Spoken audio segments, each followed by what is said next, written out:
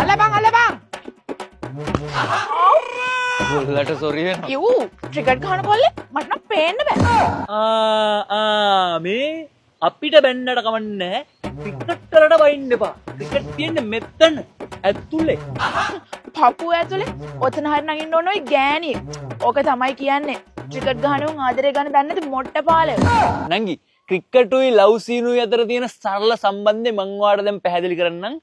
අට කනේ තියන් අහන් ඉන්න ඕනේ. හරි? ආදරේ කරනකොට අයියේ අද ගෙදර කවුරුත් නැහැ. කියන්නේ ෆුල් ටොස්. අය 4 ඒවා ගැහුවා. එතකොට හෙට නම් දවසම ක්ලාස්. කැමති නම් මීට් එකමු කියන්නේ ෆ්‍රී හිට්. හැරෙන ඇත්තට පැන නෙළුවා. ඊයා අද නම් ගෙදර කට්ටිය ඉන්නවා. ඔයා එන්න එපා කියන්නේ බවුන්සර්. ගොඩක් අය මේව නිදැල්ලේ යවනවා. එතකොට බවුන්සර් වලට ගහන අය නැද්ද? ඉන්න උන් තමයි රෑට කොටු පයින්නේ. එතකොට මගේ මුළු ලෝකෙම ඔයයි දෙයෝ කියන්නේ good length ball. ඒ වගේ ආරක්ෂාකාරී වෙන්න ඕනේ. විකට් එක අත ළඟ. එතකොට මහන්සි වෙන්නේ නැතුව ලකුණු ගන්න පුළුවන් බෝල් නැද්ද? තියෙනවා.